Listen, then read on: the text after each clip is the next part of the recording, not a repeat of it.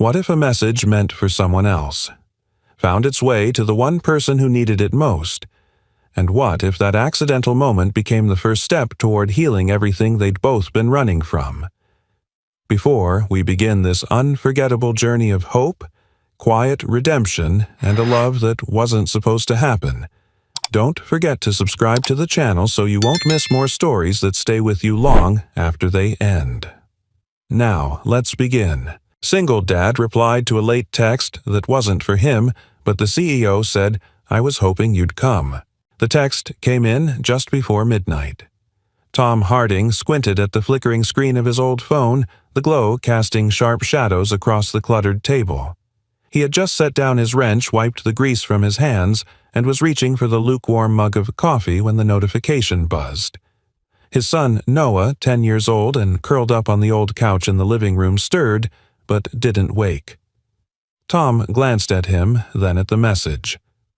"I know I don't deserve forgiveness, but if you're still out there, I'll be at the place. I'll wait, no name, no context, just that." He blinked. Probably the wrong number. Happens all the time. He picked up the mug, sipped. Too bitter. He looked back at the phone. A part of him wanted to ignore it, delete it, forget it ever came through. It wasn't his business. He had enough to deal with rent due in 3 days, a broken water heater in the Johnsons' place he'd promised to fix tomorrow, and Noah's worsening fear of crowds that made school a daily battlefield. But something about that message itched under his skin. The phrasing, the silence behind it, a plea wrapped in quiet desperation. And then, without warning, the memory struck. Another message, another night, 3 years ago.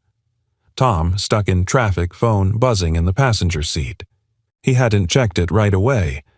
By the time he did, his wife Lily had already swerved off the icy road, trying to drive herself to the ER. She hadn't made it.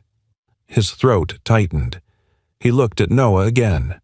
The boy's small frame rising and falling, his fingers loosely gripping the sleeve of the blanket. Since the accident, Noah hadn't been the same. He rarely spoke outside their home. Loud sounds made him flinch. And Tom. He hadn't let himself feel much at all. There was work, there was parenting, there was surviving. That was it. Until now. His finger hovered over the phone screen. Then, almost without thinking, he typed, "I think you sent this to the wrong person. But if you need someone to talk to, I'm listening." He hesitated before pressing send. Was it stupid, risky? Maybe. But something told him this wasn't just a drunk message. It didn't feel like a prank. It felt like someone on the edge. The phone buzzed again a minute later. "If you're coming, I'll be at Old Pines Cafe. Until midnight."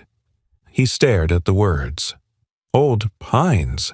That dusty cafe on the edge of town, the one that never closed, that smelled like burnt toast and stale cinnamon, run by the same old woman who played jazz vinyls and offered free coffee refills without asking. That place. Tom stood up slowly, setting the mug down. He grabbed his coat from the hook, moved to the couch, and knelt by Noah. "Hey, buddy," he whispered. "I need to step out for a bit. Just a quick job. Mrs. Gilmore next door is home. If anything happens, knock on her door, okay?" Noah stirred, blinked. "Where?" "Just fixing something for someone," Tom said softly. "I'll be back soon." The boy nodded, barely awake. Tom pulled on his boots, glanced at the phone one last time, and stepped into the cold. It took 10 minutes to drive through the sleeping town. Snow flurried gently across the windshield, dissolving on contact. The streets were quiet, the lights in most windows dark. Tom parked across from Old Pines and cut the engine. The cafe's sign buzzed weakly in the cold. One of the letters N was still out. Through the large front window, Tom could see the warm glow of low-hanging lights. Inside, a woman sat alone at a corner table, her coat still on hands wrapped around a coffee cup. Her posture wasn't slouched or defeated, it was controlled, tense, like a branch bent too far but not yet broken. Tom entered. The chime above the door rang out. The warmth hit him like a breath. Behind the counter, June, the cafe owner, looked up from her crossword puzzle and gave a brief nod of recognition. She knew Tom. Everyone did. But tonight she said nothing. She just tilted her head toward the corner where the woman sat. Tom approached slowly. The woman looked up. She was striking. Not in the glamorous, glossy way he sometimes saw in ads or billboards downtown, but in the kind of way that made you look twice like a photograph you couldn't stop thinking about. Sharp features, but tired eyes. Hair in a neat bun, lips pressed together tightly. She didn't look drunk. She looked braced. "You're not him," she said after a moment, eyes narrowing. "No," Tom replied, sliding into the seat across from her. "I'm not. But you messaged me." A pause. Then the faintest flicker of something across her face, surprise, maybe even disappointment. "I sent that message a year ago," she murmured, more to herself than to him. "Saved it as a draft. Must have accidentally sent it now. It was never meant for you." "Well," Tom said, offering a slight smile, "maybe it found the right person anyway." She stared at him, then laughed, short, bitter, but not entirely cold. "I'm Evelyn," she said, finally extending her hand. "Tom." They shook hands. Neither of them reached for their coffee. The silence between them wasn't uncomfortable, it was just there. Like something old and familiar, neither of them remembered how to name. Outside, the wind picked up. Inside, two strangers sat at a small table under yellow lights, each holding more weight in their hearts than their hands could carry. Neither said it, but both understood something had shifted. The message had gone astray. But somehow it had arrived exactly where it needed to. And midnight wasn't over yet. The wind outside howled like something restless.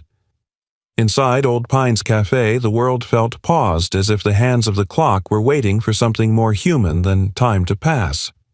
Tom sat across from Evelyn, their cups untouched. Around them, the quiet hum of the cafe filled the air, the gentle clink of June rinsing mugs behind the counter, a soft jazz melody spilling from the old record player in the corner, and the occasional creak of the old wooden floor. It was Tom who broke the silence first.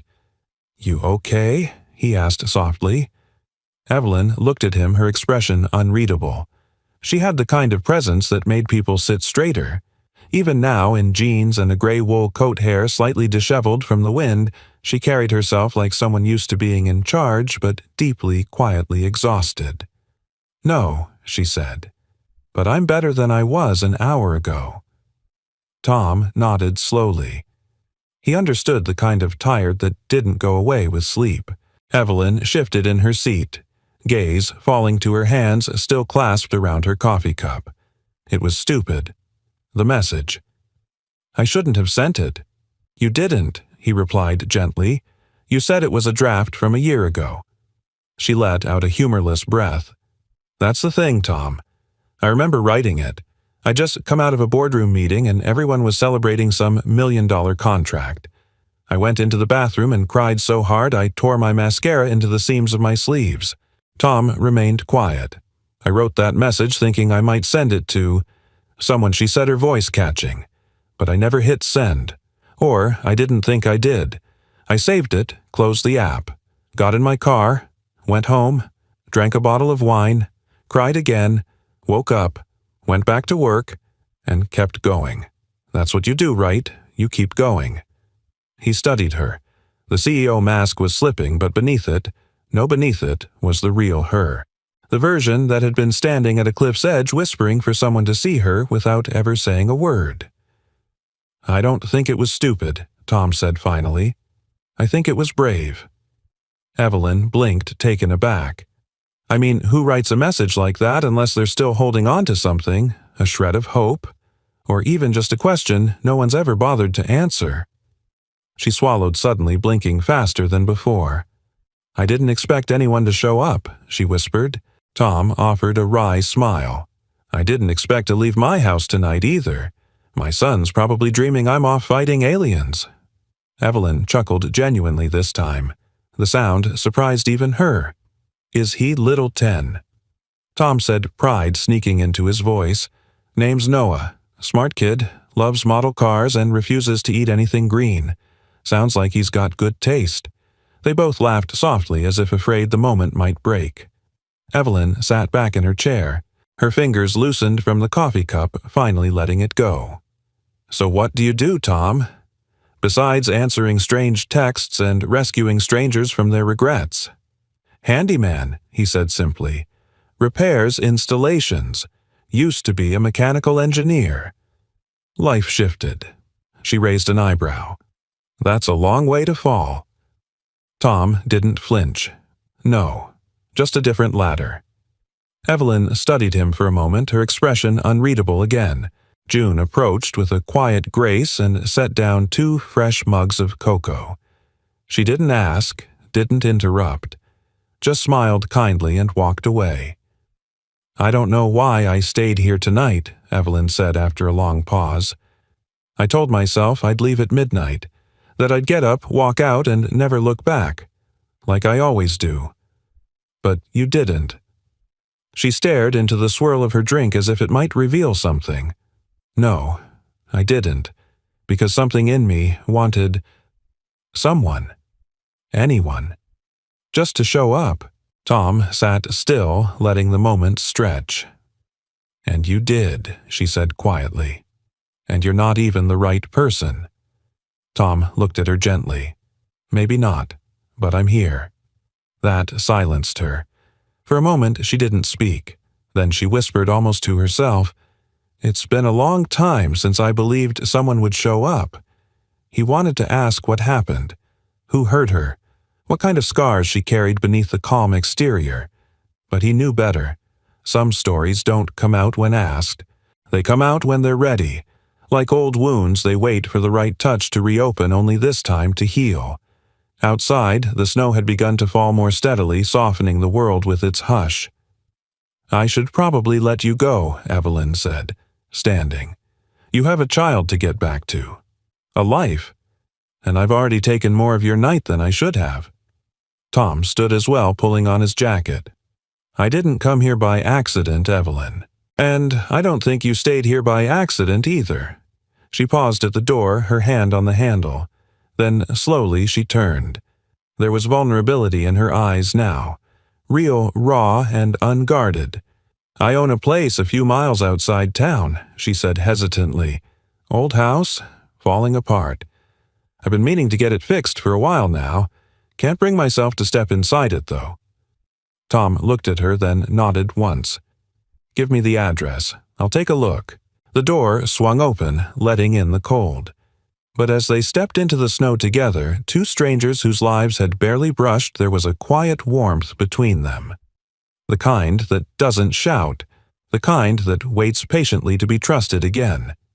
And that night, as the cafe's sign buzzed behind them and the snowfall whispered softly on their shoulders, Evelyn Drake realized something she hadn't let herself believe in a long time. Someone had shown up. And maybe, just maybe, that was where it began. It was 2 days before Tom drove out to the old house Evelyn had mentioned.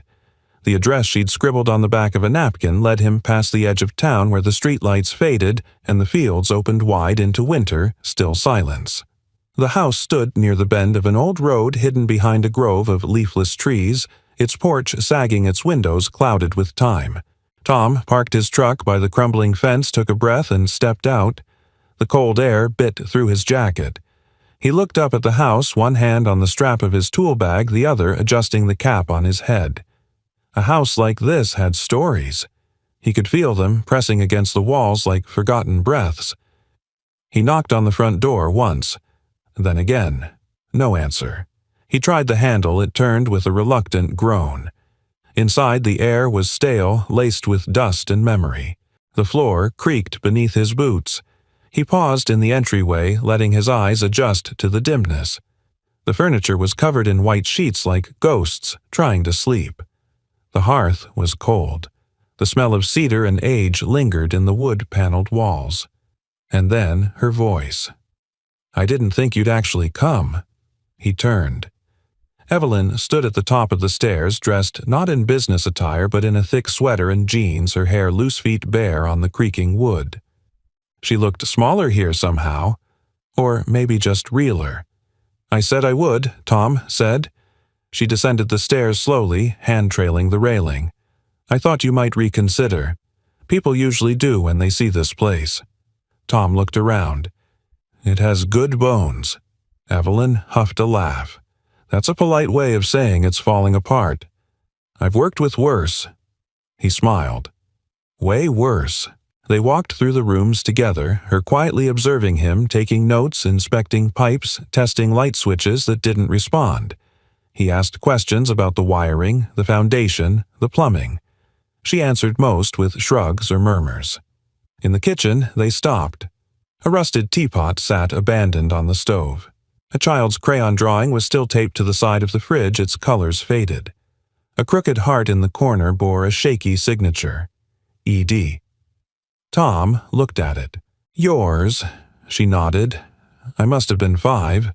My mother left it up there until the day she left." He said nothing. "She walked out one summer night. Told me she was going to get milk." Evelyn's voice barely rose above a whisper. "She never came back." Tom didn't ask questions. He didn't need to. His silence was the kind that made room for pain, not the kind that turned away from it. Evelyn continued. "The house was taken over by the state after that. I bounced through foster homes, then college, then corporate life. I bought the house back 5 years ago. I thought I'd turn it into something useful, but every time I stepped inside it just froze me." Tom glanced at the drawing again. It froze time, too. She turned to him, brows furrowed. "You left this place as a child," he said gently, "but something in you never got to walk out with her. That girl's still standing in this kitchen waiting." Evelyn didn't respond, but she didn't look away either. Tom rolled up his sleeves. "Well, let's start by giving her some heat. Furnace first." By late afternoon, the old system groaned back to life, the radiators ticking with warmth. Dust danced in the light, streaming through cracked windows. Evelyn brought out instant coffee from a box she hadn't opened in years. They sat on the back steps overlooking a barren garden plot and the woods beyond. "You're different than I expected," she said. "Expected what I thought you'd be. Simpler, maybe. A quiet guy with a toolbox and no opinions." Tom grinned. "I have plenty of opinions. I just don't throw them around like nails." Evelyn smiled, but then her gaze turned distant. "I've spent my whole life building things. Skyscrapers, corporate teams, empires even. But not once have I stayed long enough to repair something personal. I was always running toward the next goalpost.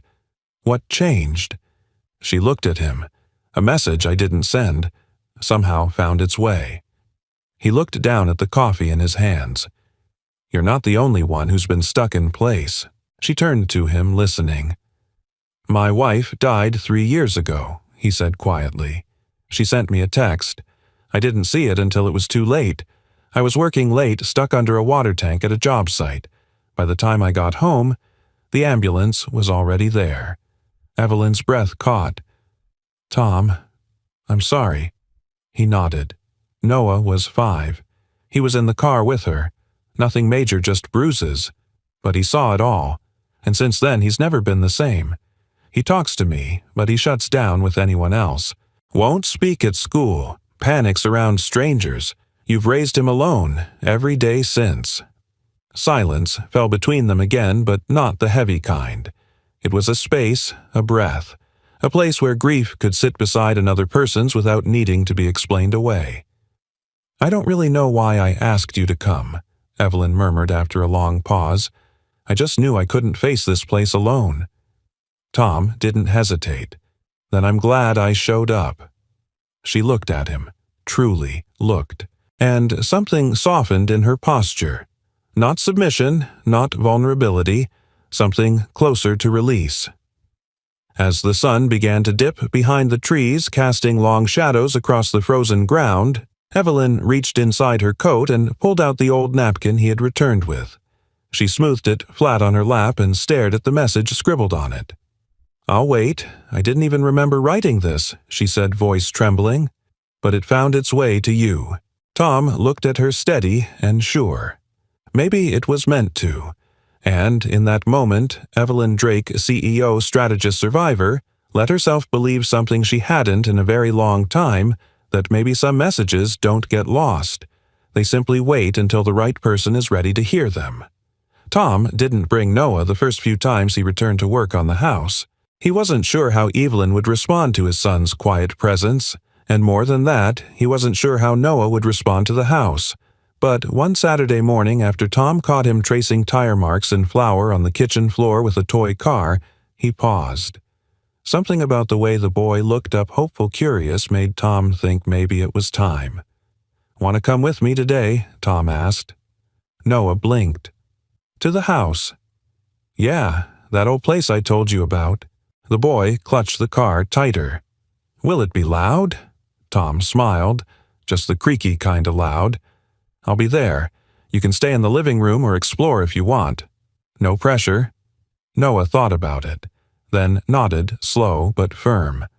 By midday, the sun had melted the frost off the grass and Noah was bundled in his oversized jacket sitting on the living room floor of Evelyn's house wheels of his car gliding silently over the hardwood. Evelyn stood in the doorway watching him, arms crossed, not coldly, just cautious, like someone trying not to intrude on something delicate. "He doesn't talk much," Tom said, sanding down the frame of a door nearby. "I noticed," Evelyn replied quietly. "He used to." Wouldn't stop, Tom added with a soft smile. "But after the accident, it's like the words got trapped inside. We've been trying therapy, but strangers make him freeze." Evelyn nodded, still watching. "He doesn't seem afraid here." Tom glanced over. Noah had lined up 4 toy cars in a neat row, organizing them by color. He was humming softly, unaware that anyone was listening. "It's the quiet," Tom said. "Some spaces don't ask anything of you. This house, it's got silence, but not the heavy kind. The kind that lets you breathe." Evelyn's gaze shifted to the floorboards, the walls.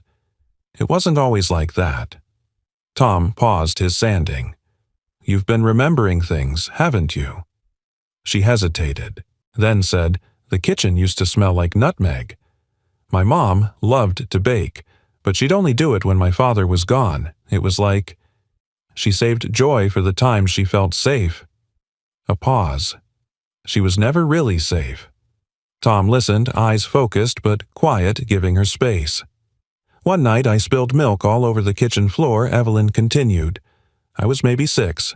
My father screamed so loud the windows rattled. My mom stepped in front of me, took the blame. She had this tiny scar on her cheek after that." Her voice dropped. "She never said how she got it?" Tom set his tools down. "You don't have to tell me this. I know," she said, voice barely audible. "But I want to. Because somehow this place is becoming less about what happened, and more about what might still be possible." In the corner, Noah stood up quietly and walked to the doorway holding his toy car. He looked at Evelyn. For a moment, she didn't move. Then he walked over, arm outstretched. Evelyn knelt slowly to his level. The boy placed the car in her palm. "He's giving it to you," Tom said gently. "That's a big deal." Evelyn looked at the little car, a faded red convertible with a missing door. It was old, battered, and clearly loved. "What's its name?" she asked. Noah hesitated, then whispered almost inaudibly, "Bolt." Evelyn looked up at Tom, eyes wide. "That's the first word he said to someone else in months," Tom said, quietly stunned. She didn't say anything. She just looked back at the boy and her face softened in a way Tom had never seen. Not in boardrooms, not at cafes, not in shadowed stairwells. "Bolt is fast," Noah said again, just barely louder. "But he doesn't race anymore. He's tired." Evelyn's throat tightened. Maybe Bolt needs a place to rest. Noah nodded. "Can he stay here?" Evelyn nodded slowly. "Of course." Tom stepped back, watching the scene unfold like a silent witness to something sacred. It wasn't just a child offering a toy. It was a child letting someone in. And it wasn't just Evelyn accepting it. It was Evelyn forgiving the house. Later that afternoon, while Tom worked in the basement replacing rusted pipes, Evelyn and Noah sat in the sunlit living room. She showed him a dusty box of old keys and buttons she'd found in a drawer. This one, she said, holding up a brass key used to open the garden shed, but it never worked unless you jiggled it just right. Noah took it carefully, eyes wide. "Can we see?" She smiled. "Let's ask your dad." The shed out back hadn't been touched in over a decade. Tom pried the door open with a crowbar, and sunlight spilled into the musty interior. Tools, crates, an old rocking chair, and a few unopened boxes lined the walls. Evelyn pulled one down and opened it slowly. Inside were dozens of old photographs, faded Polaroids, a few drawings, a cracked ceramic mug with Atira 1. Mom in crooked letters. "I thought she left with nothing," Evelyn whispered. "But she left me." Tom moved to her side. "Maybe she hoped someday you'd come back." Evelyn picked up a photo, her age 7, missing 2 front teeth, holding a kitten with wild eyes. She sat down on the grass and showed it to Noah, who leaned in silently. "My mom's name was Claire," she said. She had the loudest laugh. It made the birds fly away. Noah looked at her and nodded once. "I like that name." The sun dipped lower, casting gold through the trees. Tom closed the shed doors as the breeze stirred the leaves.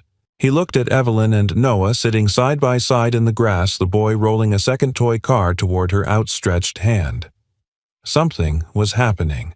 Not dramatic, not fast, but deep, lasting. Evelyn was no longer just visiting the past. She was rebuilding it. One memory, one word, one child's trust at a time. And for the first time in years, Tom felt something stirring in his chest, too. Hope. The house was slowly coming back to life. A few weeks had passed since Tom first stepped into the creaking doorway. The furnace now hummed with quiet resolve, and the lights flickered a little less each day. Noah had begun visiting more often, carving out his own silent routines, lining up toy cars along the baseboard, sitting by the front window with a book he didn't read, sketching abstract patterns in the dust with his finger. And Evelyn. She, too, was changing, though she didn't quite realize it yet. She came earlier, stayed longer. She brought paint samples and measuring tape. On some days, she brought muffins from the cafe. She even started keeping a coat on a peg by the door. But there was one place she never went. The hallway upstairs was narrow and dim, lit only by a cracked skylight.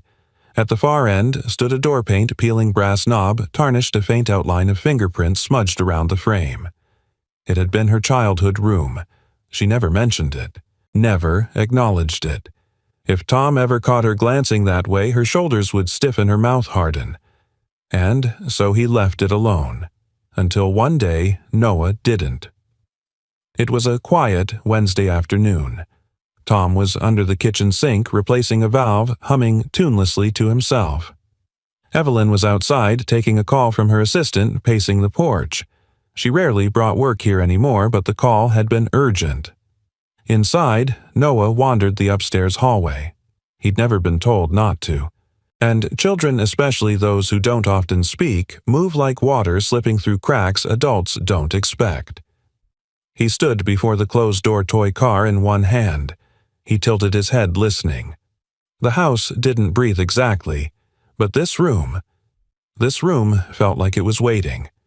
He turned the knob. It resisted, then gave.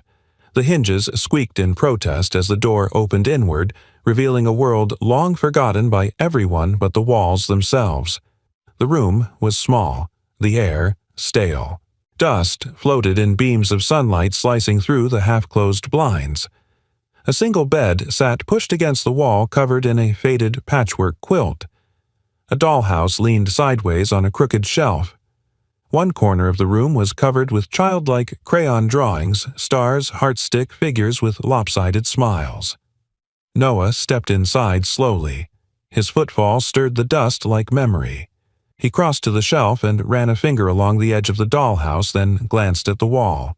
One drawing in particular caught his attention, 2 figures holding hands under a tree, the words "Me and Mama" scrawled underneath in red crayon.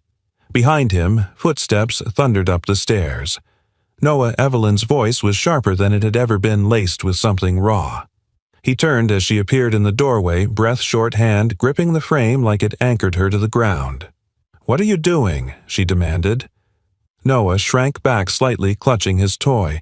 Tom appeared behind her brows, furrowed. "Everything okay?"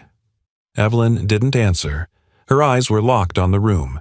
Her room, the drawings, the bed, the air. She took one step inside, then another. Noah handed her the toy car. She stared at it blankly, not understanding. "It's safe," he whispered. "I think it wants you to stay." Her breath caught. Tom moved beside her. He didn't mean to go in without asking. He was just exploring. Evelyn shook her head, but not in anger.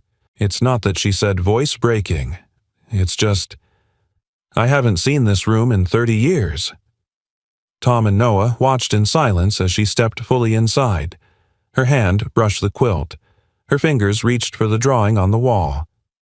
"I made this the day before she left," she whispered. "We spent all afternoon coloring. She braided my hair, made pancakes for dinner. It was the only day I remember feeling like maybe things could be okay." She turned to them, slowly, eyes shining. "I slept here alone that night. She never came back." Noah moved first. He walked to the bed, sat on the edge, and patted the space beside him. Evelyn hesitated. Then, gently, she sat down. Tom leaned on the doorframe, watching with quiet reverence. Evelyn exhaled shakily and looked around. "It's strange. I built an empire so I'd never feel powerless again, and yet this room, this one little room, has always held me hostage." Tom stepped inside. "You're not that little girl anymore. You came back. You're here now." She nodded slowly. "And I'm not alone." They sat in silence for a long moment, 3 people in the middle of a room frozen in time, each with pieces missing, each slowly, carefully rebuilding. After a while, Evelyn stood and crossed to the window. She opened the blinds, letting sunlight flood the space. The dust swirled like confetti in the air. "I want to keep this room," she said quietly. "Exactly like this." Tom tilted his head. "You sure?" She nodded. "I need it. Not as a shrine, but as a promise." "To what?" "To never leave the child inside me behind again." Tom didn't respond. He didn't need to. Noah walked over, leaned against her leg, and looked up. She rested a hand on his shoulder. And, just like that, something shifted. The room that had held abandonment, fear, and silence now held comfort, connection, and the first fragile threads of healing. Downstairs, the furnace kicked on its steady rhythm, echoing through the floors like a heartbeat. And upstairs, Evelyn Drake, who had spent her life avoiding the past, let it breathe again. Not to relive it, but to reclaim it. It was a rainy morning when Tom found the folder. He hadn't meant to. He was in the small downstairs office Evelyn had begun clearing out the week before, a room that had once belonged to her father, now a tomb of rusted file cabinets and water-stained ledgers. She'd asked him to fix the warped floorboards near the window, and while moving an old desk, the back panel gave way with a sigh and a folder slipped loose, wedged deep in the cavity. It was unmarked. Tom hesitated, then opened it. Inside were contracts, dozens of them. Real estate deals, signed leases, transfer agreements. One in particular caught his eye, bold lettered at the top, Acquisition Authorization, Bradley Industrial Plant. His heart stopped. He read further. A familiar address, familiar signatures. And there it was, Evelyn Drake, her name in neat ink printed beneath a digital signature. The plant where he had worked for 10 years. The one that shut down without warning, laying off over 80 workers, including him. Where they'd packed up his toolbox like it meant nothing, and sent him home the same day his son was diagnosed with trauma-related anxiety. The paper trembled slightly in his hand. He had assumed naively, maybe, that Evelyn had no idea, that she was a distant figurehead disconnected from the hard-edged decisions made by those beneath her. But here it was. Her signature. Her call. He heard the front door open. Her voice echoed lightly from the hallway. "Tom." "I brought sandwiches from the deli. Thought you might be hungry." He folded the folder closed, placed it on the desk, and stood, pulse still hammering. Evelyn stepped into the doorway, cheeks flushed from the cold. Her smile faded the moment she saw his face. "What happened?" He didn't speak at first, just handed her the folder. She took it, opened it, froze. "I didn't know this was in there," she said slowly. "But you signed it," Tom replied, voice low. Her lips parted. "Yes, Tom. I didn't realize." He stepped back, jaw tight. "You didn't realize what that 80 people lost their jobs, that you greenlit the closure of one of the last local manufacturing sites in the county." Her face drained of color. I receive hundreds of contracts a month. I was told it was an underperforming asset. There was no detail in the brief. I trusted my regional VP to do the hard part for you," he cut in. Evelyn flinched. "I didn't know you worked there. That's the point," he said. "You never asked. You never looked past the paperwork." Silence hung thick between them. Tom exhaled, voice shaking.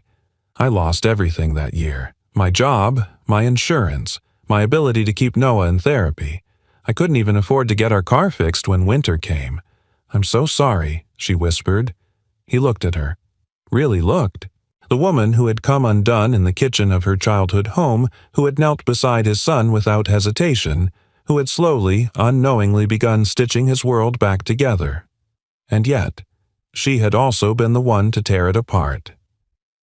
"I need to get some air," he said. He didn't slam the door, but the sound of it closing behind him landed like a thunderclap in her chest. Outside, rain drummed against the earth, washing away the last of the morning's frost. Tom stood beneath the porch overhang, arms crossed, heart in freefall. He wanted to be fair, wanted to believe she hadn't known, hadn't meant to, but intent didn't undo impact. It never did. Inside, Evelyn sat down heavily on the edge of the chair folder in her lap. Her mind spiraled. She remembered that quarter, the pressure to increase margins, the board's relentless pursuit of shareholder satisfaction. She'd delegated that region to a junior VP because her time was being pulled into a multi-million-dollar downtown expansion. No one had told her the plant was family-run. No one had told her it was the only income source for dozens of households, and she hadn't asked. Tears stung her eyes. Not the kind born from guilt alone, but shame.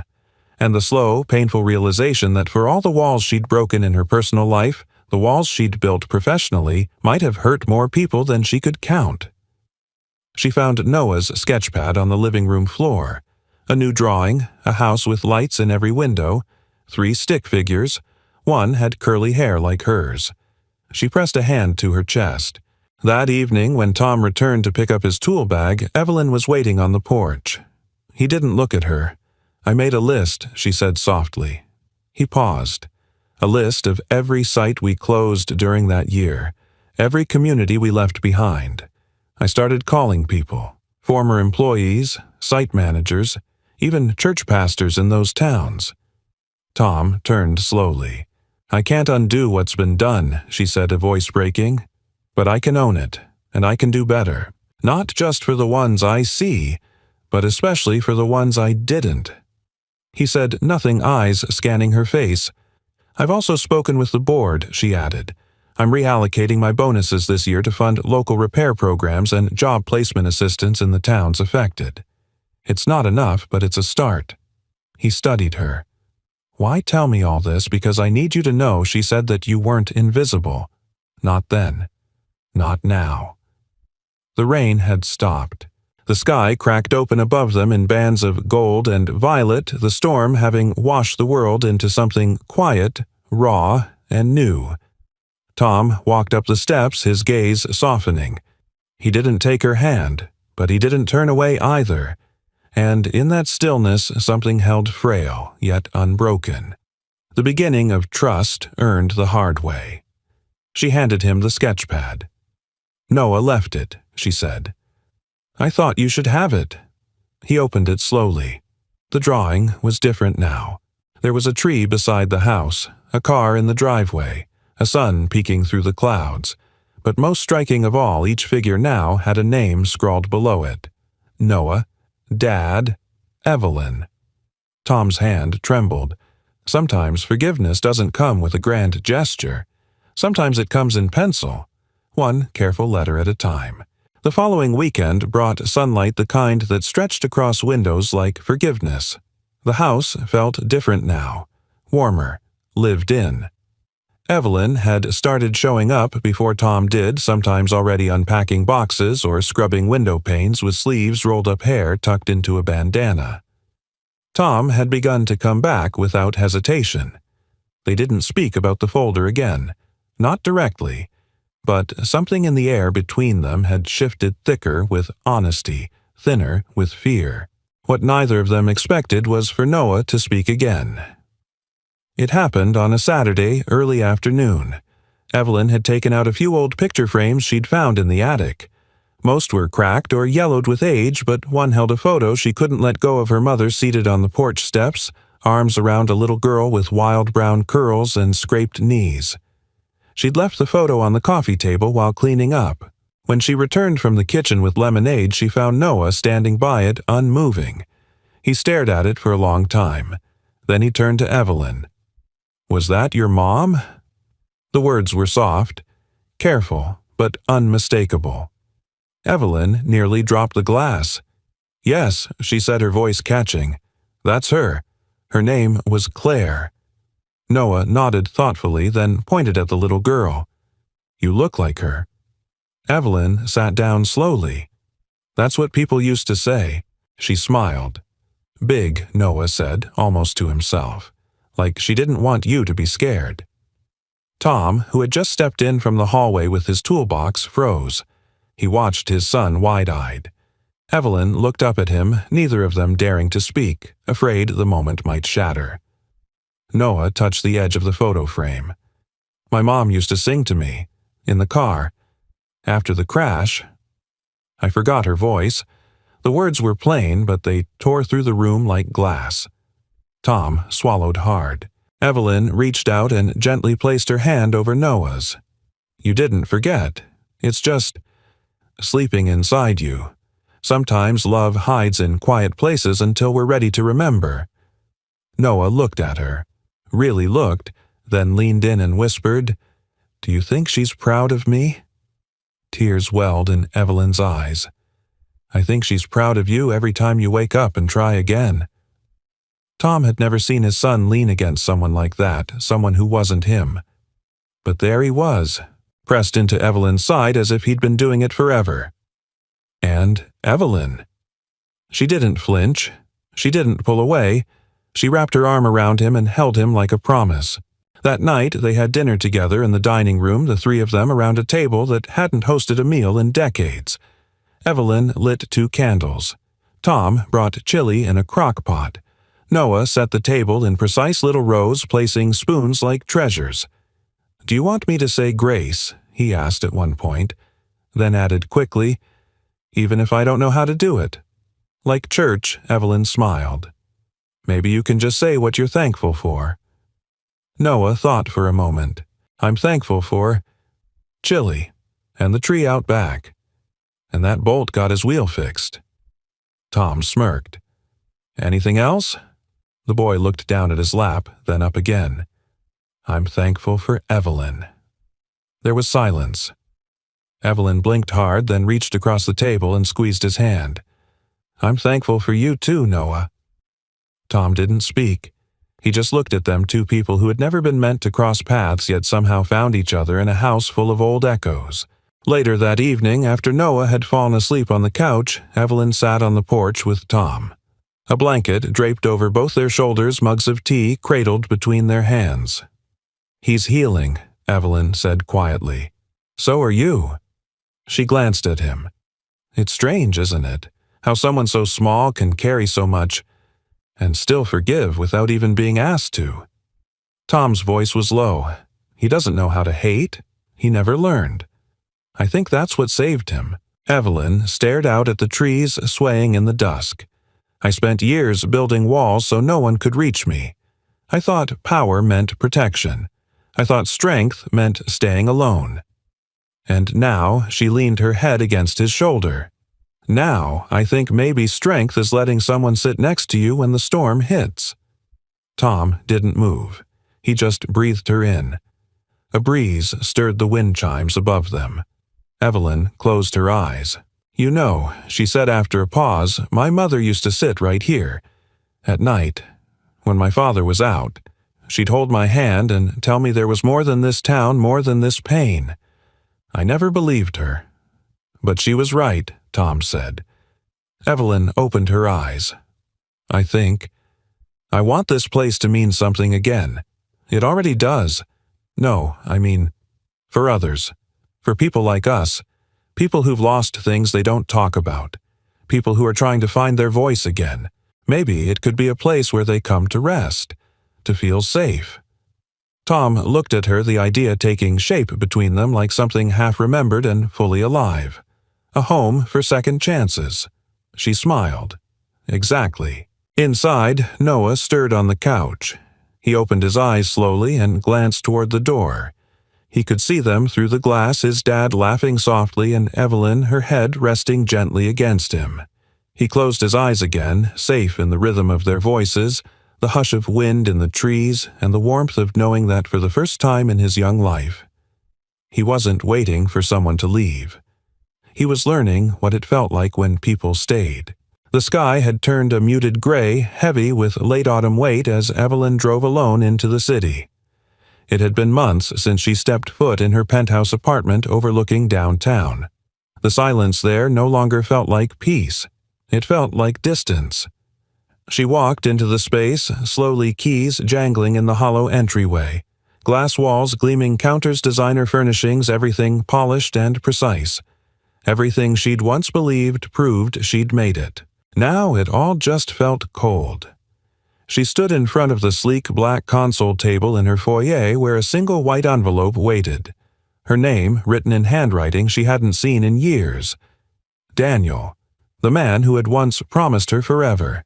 The man she had sent that message to, the message that had found its way to Tom instead. She sat down on the arm of the couch, heart pounding as she opened it. Inside was a single sheet of paper folded crisply in thirds. "Evelyn, I saw your number pop up a few nights ago. I recognized it immediately. You don't forget someone like you. I didn't answer because I didn't know what I could say. I never did things right by you. Not when I left, not when I stayed silent. I was young, and you were more than I knew how to handle. But I saw the news recently about the job restitution initiative your company launched. That sounded like you. The real you, not the boardroom version. I hope whoever that message was meant for got to you in time." Evelyn sat frozen, the paper trembling in her hands. A strange calmness settled over her, not closure exactly, but confirmation. The man she'd waited for, written for, ached for, had read her words. And still didn't come. But maybe that was the gift. She folded the letter and placed it back in the envelope. Then she walked to the window and looked out over the city that had once made her feel invincible. It had taken losing her footing, her certainty, and her illusion of control to realize something far more important. She had been waiting for the wrong person. That night she returned to the house. Tom was already there, working on the deck. Noah sat at the table inside, drawing with deep concentration, his tongue slightly between his teeth in that way kids always seem to do when they're focused. Evelyn stepped up onto the porch. Tom glanced up. "You okay?" She held up the envelope. I finally heard from him. He straightened. "The one you wrote the message to." She nodded, then tore the letter in two, calmly without ceremony, and tossed it into the nearby trash bin. Tom said nothing, watching her closely. "It felt like the last page of a book I stopped reading a long time ago," she said. "And now, I don't need to reread it." Tom leaned against the post. "So, what happens next?" Evelyn walked to the railing and looked out at the quiet field beyond the house. The sky was streaked with lavender and rose. She took a breath, long and full. "I want to open the house." Tom raised an eyebrow. "You mean, I want it to be a place where people can come to heal. Single parents, foster youth, people like us, who didn't get the perfect start but still have so much to give. He studied her, this woman who had once lived in penthouses and private jets, now barefoot on a weathered porch planning a sanctuary from scratch. "You're serious?" She turned to him, eyes steady. Dead serious. A soft voice floated from the screen door behind them. "I can help." Noah stood in the doorway holding his latest drawing. He walked over and handed it to Evelyn. It was the house again this time, with string lights across the porch and small figures standing out front. One held a suitcase. One wore glasses. One looked just like Noah. Evelyn looked at the picture. "Who are they, people who need us?" Noah said. She crouched to his level. "And who are we?" He pointed to the figures at the center of the picture. "We're the ones who stayed." Evelyn pulled him into a hug, the kind you don't even realize you need until someone gives it to you. The next morning, Evelyn walked through every room of the house with a yellow notepad making lists. New beds, fresh linens, a repaired roof, wheelchair access for the back entrance. She made calls, sent emails. Tom watched from the workshop window, marveling at the quiet ferocity in her step, like someone reclaiming more than just a building. Reclaiming purpose. Later that day, she handed Tom the notepad. He whistled. "You don't think small." Never have she said smiling. "But I do think local." Together, they planned. Each room became a chapter in something new, a shared kitchen, a reading nook for children, a small garden for hands that needed to grow something. The town caught wind of it quickly. Some were skeptical, an old CEO turning her family's haunted house into a refuge. But others remembered the plant closure fund, the apology letters, the phone calls. And most remembered how Evelyn's mother Claire used to hand out cookies to kids on bicycles from that very porch. History, it seemed, had waited patiently for a rewrite. That evening, Evelyn sat in the room that once held her childhood nightmares. The walls had been cleaned but not painted. She wanted the crayon drawings to stay. They were part of the story. Tom entered with 2 mugs of tea. He didn't say anything at first, just handed her one and sat beside her. She looked at the wall. "I used to think that little girl in those drawings was abandoned." Tom looked over. And now, she smiled, tears in her voice, but not in her eyes. "Now, I think she was just waiting to be found." They sat in silence, their shoulders touching the room, no longer dark. Outside, a single light on the porch flickered on. Inside, Evelyn Drake, who had once sent a message into the void and never received an answer, was now writing a new one every day. Not to someone far away, but to the ones who were finally finding their way home. The town meeting hall hadn't changed in decades, rows of folding chairs that creaked when you shifted wood-paneled walls darkened by time, and a coffee station that brewed more nostalgia than caffeine. Evelyn stood at the front of the room, her palms lightly pressed to the podium. Behind her, a faded map of the county was pinned to the corkboard, and beside it, projected onto a small screen, was a simple sketch her house surrounded by garden beds, small cottages, and a community room drawn in pencil and hope. She glanced at the familiar faces, gathered local business owners, a school principal, a retired firefighter, and a few neighbors who'd known her mother Claire. Among them sat Tom, his arms crossed over his chest, quiet but steady. Noah sat beside him, swinging his legs, the drawing he'd made now printed on the flyer in everyone's hands. Evelyn cleared her throat. "I'm not here as the CEO of anything," she began, her voice clear but gentle. "I'm here as someone who left this town a long time ago, and finally came home." There was a hush in the room, soft but leaning forward. She took a breath. "Some of you knew my mother." She was complicated. Life wasn't easy inside that house, and for years I thought the only way to survive was to escape. And I did. I built companies, I made money, I got good at winning. A pause, but I forgot how to stay. Someone shifted in the third row, but no one spoke. I came back to the house thinking I might tear it down. But instead, I found something I never expected: grace in its rawest form. A single dad who showed up because of a message I never meant to send. A boy who gave me his toy car and his trust. and a town that, despite everything, still remembers my mother's laugh. A quiet ripple moved through the audience. Evelyn gestured to the projection behind her. This is the Quiet House Project. It's not a nonprofit or a business. It's a promise. We want to open the doors to people like me, like Tom. People who've been through something and need a place to catch their breath.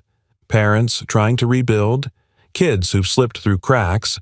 We'll offer temporary stays, job resources therapy, and maybe a little hope. She hesitated before her next words. But for that, I need the town's blessing. I need a zoning variance. Technically, the house is still residential, and a project like this, it scares the paperwork. But I think it could save people, like it saved me. Silence. Then a hand went up. Old Mrs. Willoughby, who'd lived 2 blocks from Claire Drake until the day she died, stood slowly. Her voice was raspy with age, but clear. I remember your mother. She used to sit on her porch and hum Patsy Cline while peeling apples. She brought soup to my house when my husband broke his hip, and she always had too much sadness in her eyes. But she loved you, Evelyn. That much was always clear. Evelyn blinked hard. Mrs. Willoughby nodded. If you want to honor her and help others find a soft place to land, I say yes. A murmur of agreement followed. The principal stood next. We've had 3 students this year alone placed in emergency shelters hours away. A resource like this close to home would be a godsend. Tom didn't speak. He didn't need to. His quiet presence was a pillar. But when he reached over and rested a hand on Evelyn's lower back, grounding her, she felt the truth more than any word. The town voted. Unanimous. The house would become the Quiet House. They celebrated with lemonade and cookies afterward on folding tables just outside the building. Noah showed off his drawings. Tom fielded questions from curious neighbors about plumbing codes and heating plans. Evelyn stood in the grass arm's folded wind, catching her hair, letting it fall freely for once. June, the cafe owner, approached with 2 paper cups and handed one to Evelyn. Didn't think I'd see the day you were back for good, June said with a sideways smile. Evelyn chuckled. Neither did I. June took a sip of her drink. But I always knew you'd do something bigger than yourself. Claire used to say you had stars in your spine. Evelyn smiled, then let her gaze drift across the parking lot to the field behind it, open space waiting for something kind to be built. She also used to say I'd either run the world or run away from it. Well, June said, looks like you're doing both in reverse. They laughed, and it wasn't bitter. It wasn't wounded. It was light, real. That night, back at the house, Evelyn wandered out to the shed where the old photographs and memories still lived. She flipped through a worn photo album she hadn't dared touch before. There was her mother again and again, always half smiling, always holding something, a pie, a child, a secret. One picture made her stop. Her mother standing in front of the house, one hand resting on her belly, pregnant with Evelyn. The house still knew before the walls bore scars. Before the silence. On the back, scribbled in blue ink, "This house will know love if it's the last thing I do." Evelyn pressed the photo to her chest and whispered, "It will." Later, as she sat on the porch with Tom Noah asleep inside, wind chimes clinking gently above them, she leaned her head on his shoulder. "You think people will come?" she asked. Tom didn't hesitate. "They already are. Starting with you." She looked out at the darkness full of stars. For the first time, she wasn't afraid of the night, because this house once meant to be sold, torn down, and forgotten was now something else entirely. It was becoming. And so was she. The first snow of the season arrived softly like a whisper across the rooftops. Tom watched it fall from the window of the nearly finished community kitchen. Inside the house, the scent of fresh paint and sawdust mingled with the earthy aroma of hot cider Evelyn had brought earlier that morning. The house was coming alive, not just structurally, but in spirit. It breathed now, laughed even. Its corners no longer echoed emptiness but hummed with quiet preparation for what was to come. Noah ran through the hallways in mismatched socks, chasing a paper airplane. Evelyn followed a moment later carrying two mugs' cheeks pink from the cold and joy. But Tom had been quiet since the night before. Something about the season's change stirred memories. The anniversary of Lily's death always came around this time, and even though 3 years had passed, grief had its own seasons. It didn't ask permission. He felt Evelyn's presence before she said a word. "Your eyes go somewhere else when it snows," she said, handing him a mug. Tom took it slowly. She loved the snow, said it made the world look honest again. Evelyn didn't reply, just leaned against the windowsill beside him. He continued. "The night she died. It was the first snow of that year. She messaged me from the car, said she didn't feel well. I was under a water heater at a job site, phone on silent. I didn't check the text until 40 minutes later. A beat passed. She was already gone when I called back. Ran off the road into a tree. Noah was in the back seat." Evelyn closed her eyes, her throat tightening. "She was everything good I ever had," Tom whispered. "And for a long time I thought the universe was punishing me for not being enough, for not being fast enough." Evelyn turned to him. "You were surviving. Sometimes that's all we can do." He looked at her, the edges of his pain softening just a little. "You think? If I'd answered, she'd still be here." She paused, searching for the truest answer. "I think she already knew you were everything she needed, whether you saw the message or not." Tom exhaled, deep and slow. Snow tapped gently against the glass. "I got your message," he said finally. Evelyn furrowed her brow. "That night, the one you didn't mean to send, I wasn't the one it was for, but it found me anyway. And maybe it wasn't just about you being saved. Maybe it was about me, too."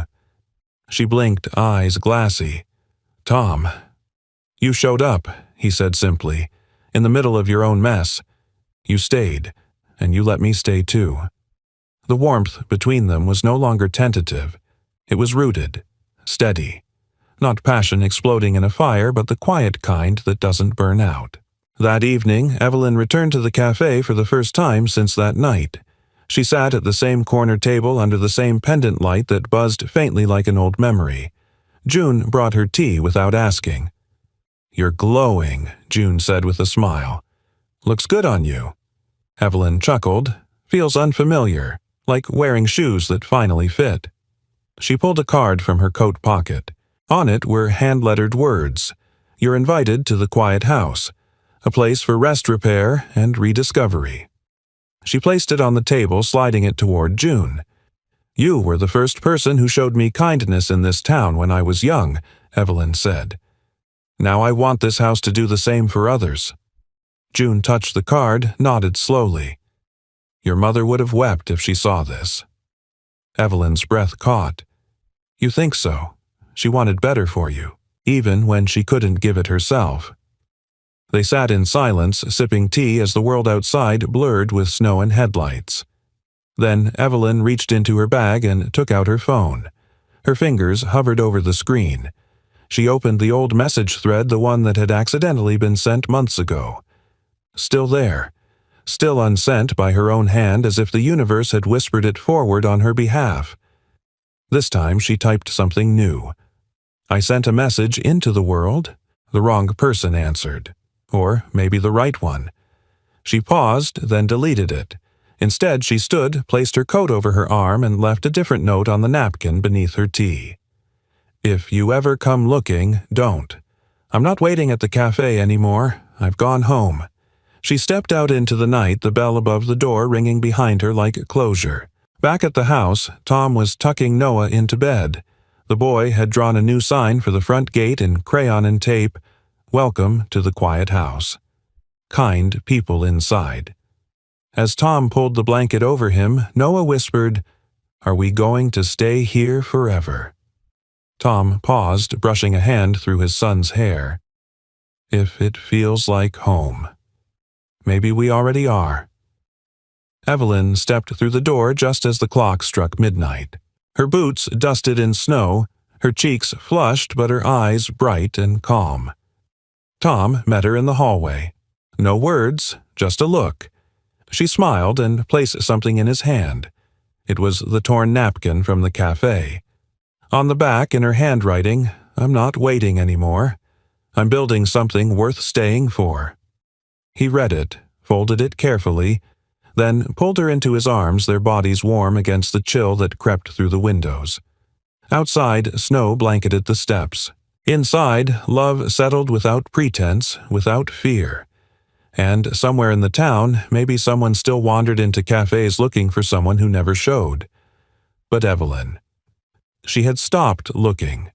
Because sometimes healing doesn't arrive through the door. Sometimes it's already in the room, hammering a nail, fixing a leak, helping a boy find his voice again. And staying. Always staying. Spring arrived like a slow exhale.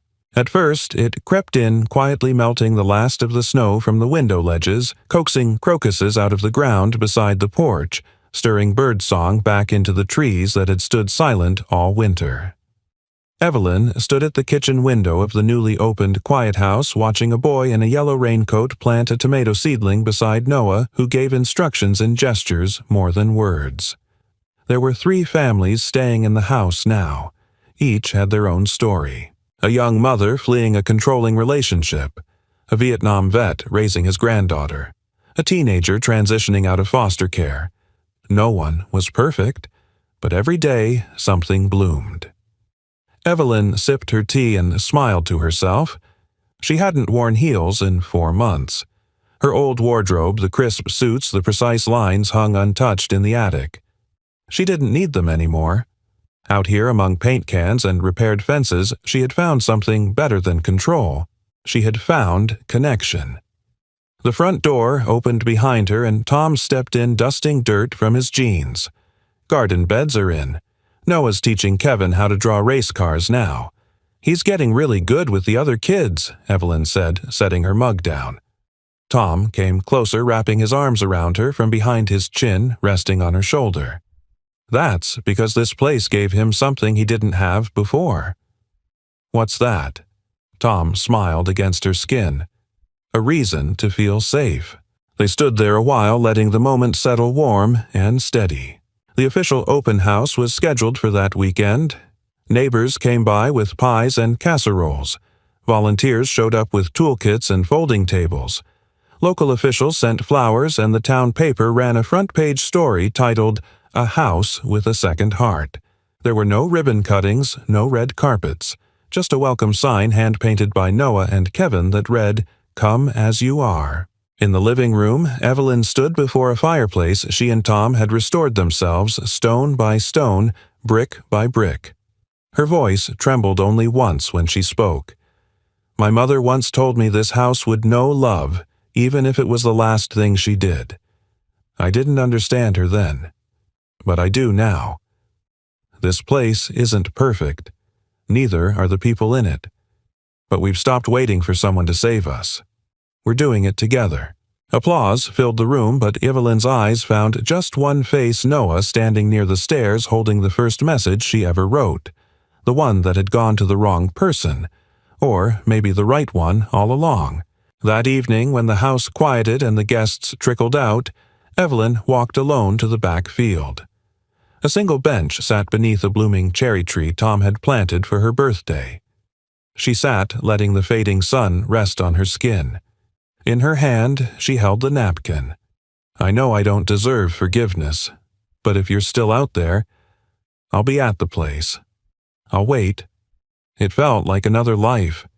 She thought of who she had been when she wrote it, how her heart had been all edges, how her silence had screamed louder than words, how she'd waited for someone to return who never would because he wasn't meant to. Instead, someone else had come. Not to fix her, but to remind her she wasn't broken. "Do you regret sending it?" Tom asked, appearing beside her with 2 mugs of cocoa. Evelyn looked up. "I didn't send it." He sat beside her. "You did. Maybe not with your hands, but your heart did. And I answered it." She smiled, taking the cocoa. They sat in silence, watching Noah race across the grass with 2 other children laughing so loudly the birds took flight. "You ever think we'd end up here?" she asked. Tom shook his head. No, but I think we were always meant to. She turned to him. You saved me, Tom. He looked at her calm and full. We saved each other. The breeze carried the scent of earth and wood smoke. Somewhere in the distance, a wind chime rang softly as if echoing the peace in Evelyn's chest. She reached into her coat pocket and pulled out a new napkin, blank and fresh. She wrote, "To the one who stayed. Thank you for answering a message not meant for you. Thank you for becoming the answer I never knew I needed." She handed it to Tom. He read it and folded it into his heart. That night, the porch light glowed warm and gold. Inside, the quiet house breathed steadily, its halls filled with quiet laughter and soft footsteps, its walls holding stories not of pain, but of persistence. Evelyn tucked Noah in beside two other children in the shared room. She kissed his forehead, turned out the light, and paused in the doorway. "Good night, sweetheart," she whispered. From beneath the covers, a sleepy voice murmured, "I'm glad you stayed." She smiled, turning off the light. Downstairs, Tom waited in the kitchen, sketching new plans for a tool shed. Evelyn came behind him, slid her arms around his waist, and rested her cheek against his back. "I'm not afraid anymore," she said. "Neither am I." They turned off the lights together and stepped outside beneath a sky so clear it could carry 100 dreams at once. And in that final moment when the stars blinked their slow, knowing light, Evelyn realized she had never been lost. Her message had simply taken the long way home. A house can't heal you, but it can hold you while you heal yourself. And sometimes the people who answer the wrong message turn out to be the ones worth keeping forever. We'd love to know, where are you watching from? Let us know in the comments below, and if this story touched your heart, please consider subscribing to the channel for more heartfelt journeys like this one. Thank you so much for spending your time with us today. Your presence means more than you